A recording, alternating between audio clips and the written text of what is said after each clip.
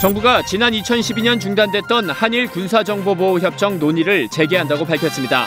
가중되고 있는 북한의 핵과 미사일 위협에 보다 효과적으로 대응하기 위해서입니다.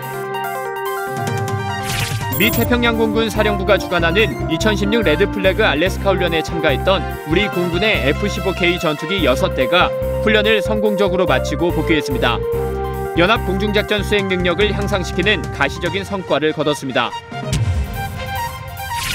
육군 특수전학교가 산악 침투 요원을 양성하기 위해 운영하고 있는 산악 전문 과정을 취재했습니다. 특전 용사들이 구슬땀을 흘리며 험준한 산지를 극복하는 현장을 소개합니다.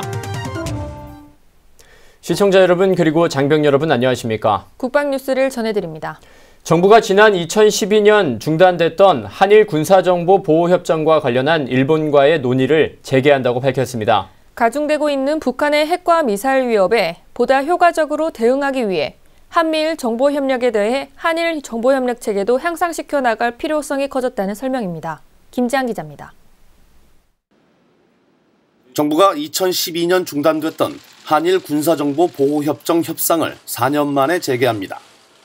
국방부 관계자는 27일 올해 들어서만 2차례 핵실험과 20여 발의 탄도미사일을 발사하는 등 북한의 핵과 미사일 위협이 날로 증대돼 우리의 안보 상황은 더욱 엄중해지고 비상한 상태에 있다며 북한의 위협에 더욱 효과적으로 대응하려면 신속 정확한 정보 획득과 활용이 무엇보다 중요하고 일본과의 정보협력 체계를 심화 확대하는 것이 우리 안보 이익에 부합된다고 판단하고 있다고 밝혔습니다. 이를 위해 일본과 직접 정보를 공유할 필요가 있어 군사정보보호협정의 체결이 필요하다고 강조했습니다. 다만 일본과는 특수한 관계에 있고 과거 추진 과정의 문제로 인해 중단된 전례가 있는 만큼 국민의 지지와 협조를 토대로 정상적인 절차에 따라 투명하게 추진할 것이라고 설명했습니다. 한미일 3국은 지난 2014년 군사정보 공유 약정을 체결하고 북한의 핵과 미사일에만 국한된 정보를 공유해왔습니다. 이 때문에 한일 간 실시간 정보 교환이 필요한 긴급 상황에서는 한계가 있다는 지적을 받아왔습니다.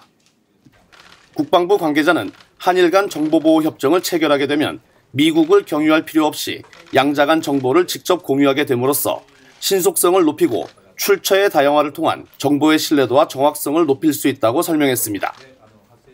아울러 협정이 체결되면 상호 비밀 사항을 교류할 수 있게 되는데 주로 핵과 미사일 정보 위주로 할 계획이라며 예를 들어 잠수함 관련 정보들은 제한됐었는데 협정이 체결되면 관련 첩보와 정보를 서로 공유할 수 있는 상태가 되고 북한의 내부 동향도 교환하게 될 것이라고 강조했습니다.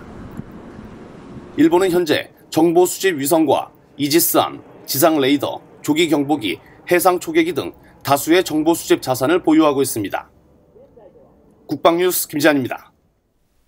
이순진 합참의장이 최동북단 접적부대를 방문해 적도발에 대비한 경계태세와 동계작전 준비 상황을 점검하고 장병들을 격려했습니다. 동부전선 최전방 GOP 부대를 방문한 이 의장은 북한이 우리의 관심을 핵과 미사일을 비롯한 전략적 도발과 서부 지역에 집중시키고 의도적이고 계산된 전술적 도발을 동부 지역으로 감행할 가능성이 있다고 강조한 뒤 대비태세 유지에 만전을 기하면서 적 도발 시엔 계획하고 준비된 대로 현장에서 작전을 종결하라고 주문했습니다. 이어 동해 해군 1함대 합동작전지원소를 방문한 이 의장은 과거 적이 동해안으로 잠수함을 이용해 침투한 사례가 있는 만큼 24시간 빈틈없는 감시 경계태세를 유지하라고 말했습니다. 아울러 육해공군과 해경 등 합동전력의 긴밀한 협조 체계를 유지하는 등 작전 즉응태세를 완비할 것을 당부했습니다. 2016 호국 훈련이 31일부터 다음 달 11일까지 약 2주간 실시됩니다. 호국 훈련은 지난 96년부터 육해공군과 해병대가 모두 참가해 각군 상호 간 합동전력 지원과 합동성 증진을 위해 매년 후반기에 실시하고 있습니다. 올해 훈련은 전군이 최고도의 군사대비태세 확립에 목적을 두고 국지도발과 전면전 상황에 대비한 지해공 합동훈련 위주로 펼쳐집니다. 주요 훈련으론 전방군단 자켓시행훈련과 기계화 보병사단 쌍방훈련, 합동상륙훈련 등이 예정돼 있으며 합동방공, 전구탄도탄 대응훈련과 후방지역 통합방위훈련도 실시됩니다.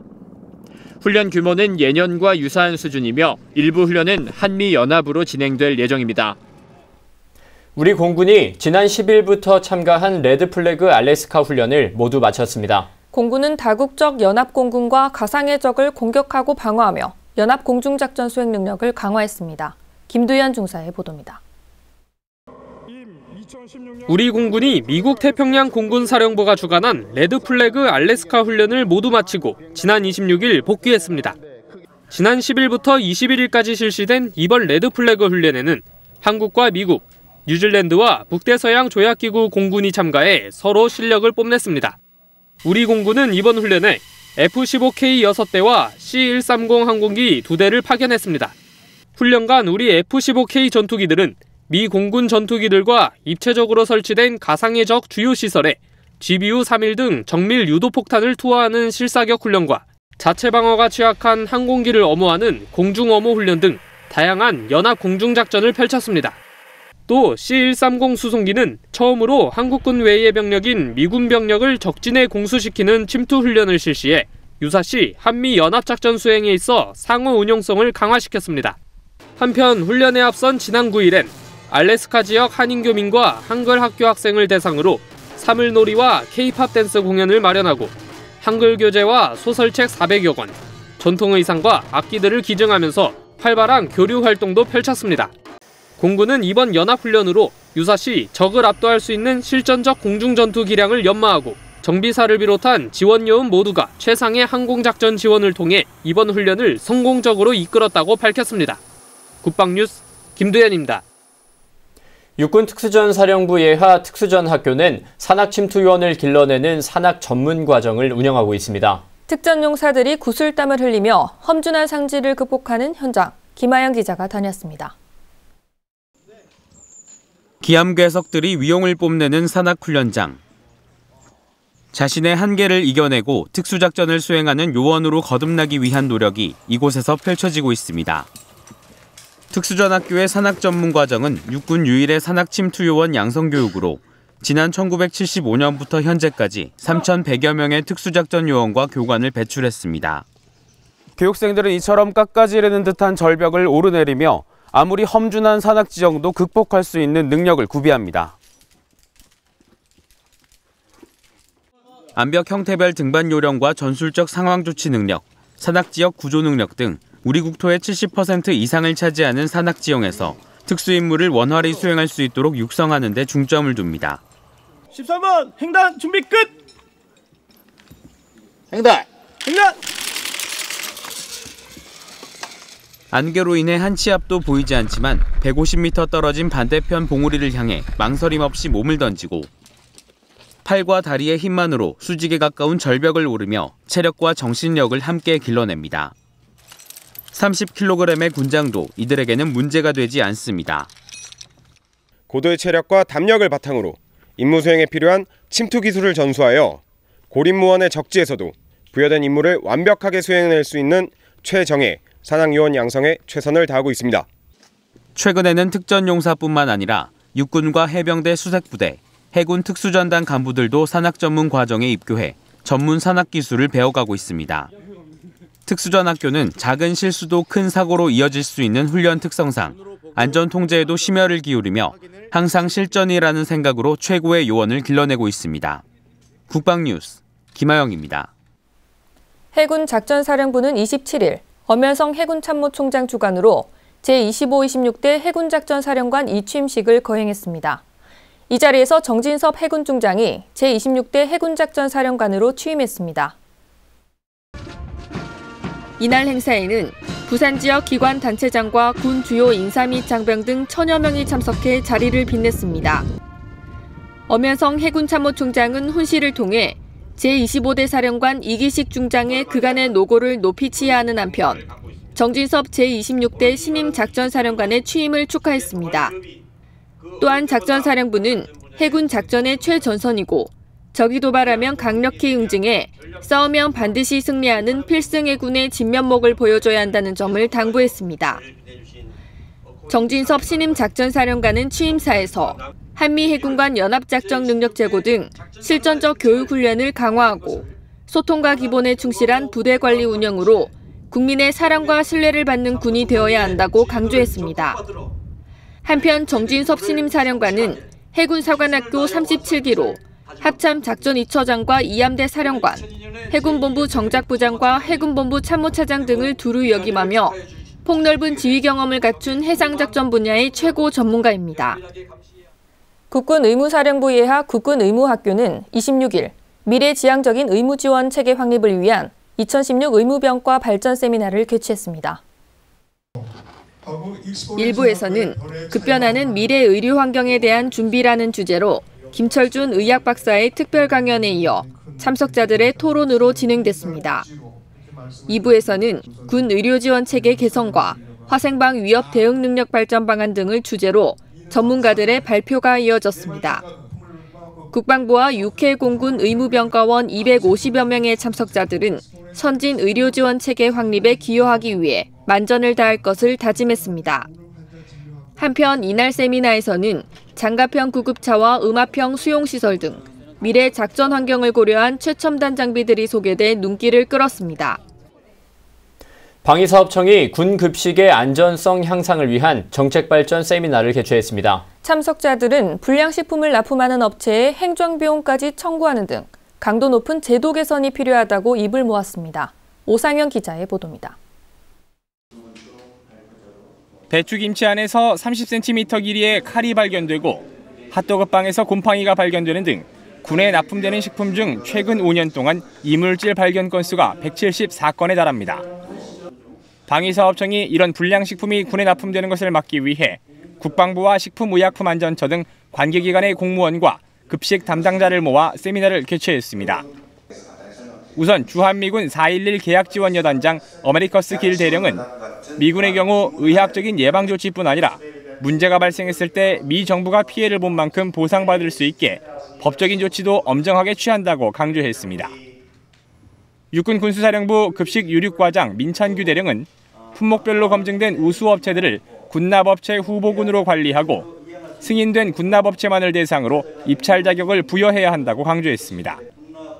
또 미군의 경우처럼 불량식품을 납품하면 해당 식품이 다시 납품되는 과정에서 소요되는 비용까지 전부 부담하도록 하는 제도를 도입해야 한다고 주장했습니다. 어떤 제조달에 소요되는 행정비용 같은 경우도 추가적으로 업체에 청구할 수 있도록 이런 제도도 좀 보완해야 될 필요가 있다고 판단을 했습니다. 한신솔루션의 유재은 책임연구원은 학교에서 시행하는 단체급식을 위한 학교급식법이 특별법으로 있듯이 가칭 군급식안전관리강화법을 만들어 식품의 검사와 행정처분 요청, 입찰 참가 제한 등의 규정을 명시해 법제화할 필요가 있다고 제안했습니다. 방위사업청은 이번 세미나를 통해 종합된 의견을 바탕으로 군내 안전한 먹거리 보장을 위한 정책적, 제도적 발전 방안을 마련하겠다고 밝혔습니다. 국방뉴스 오상현입니다. 해외 동포 750만 시대를 맞아 세계 각국의 한민족 청년 지도자들이 육군 육포병여단에서 병영체험을 했습니다. 캐나다를 비롯한 9개국 30명의 청년들이 참석해 민족의 정체성과 우리 군의 위상을 직접 체험했습니다. 강경일 상사입니다. 군복을 입은 청년들이 처음 본 군화가 신기한 듯 이리저리 만져봅니다. K6 기관총을 힘겹게 장전하는 모습도 즐거워 보입니다. 육군 육포병여단이 26일 실시한 세계 한민족 청년 지도자들의 병영체험 행사. 이번 행사는 제4차 세계 한민족 청년 지도자 대회로 모국을 찾은 청년들에게 우리 군의 위상을 직접 체험하는 기회를 제공하기 위해 마련됐습니다. 그들에게 정형화된 우리 군의 현실을 보여주고 확고한 전투준비 태세와 그다음에 혁신된 병영 문화가 살아있음을 보일 수 있는 좋은 기회가 돼서 우즈베키스탄을 비롯해 중국과 캐나다 등 9개국의 재외동포 30명으로 구성된 청년 지도자들에게 군에서 맞이하는 첫 식사는 마냥 새롭기만 합니다. 식사 후 전투복으로 갈아입은 청년들은 전투 장비를 견학하고 직접 체험해 봄으로써 우리의 안보 현실을 잠시나마 느낄 수 있었습니다. 친절하게 이렇게 대접해주고 우리 만나게 하고 정말 고맙게 생각하고 열심히 자기 나라를, 자기 국경을 이렇게 지키시면 고맙겠습니다. 병영 체험에서 빠질 수 없는 유격 훈련. 처음 해보는 동작이라 어렵고 어색하지만 눈빛만은 이미 군인이 된 듯합니다. 이어 청년들은 지상군 주력 무기인 K-55A1 자주포에 탑승해 우리 군의 우수성을 확인하고 평생 잊지 못할 추억을 만들었습니다. TV에서만 봤었는데 직접 해보니까 참 재밌는 것 같습니다. 대한민국 군인 화이팅!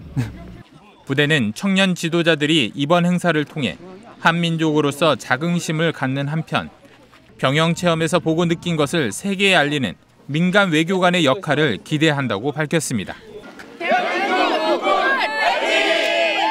국방뉴스 강경일입니다.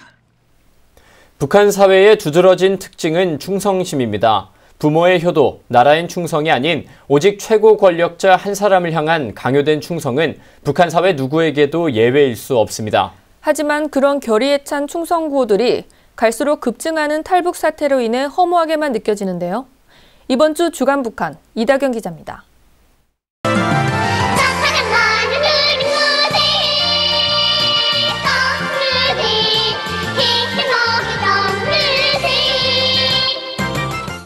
어린 시절부터 북한 정권에 세뇌당하며 자라는 북한의 어린이들은 그들이 부르는 동요 속에서도 느껴지듯이 맑은 동심이라고는 찾아보기 힘들고 정권이 구겨넣은 주체 사상만이 머릿속에 차 있는 듯 보입니다.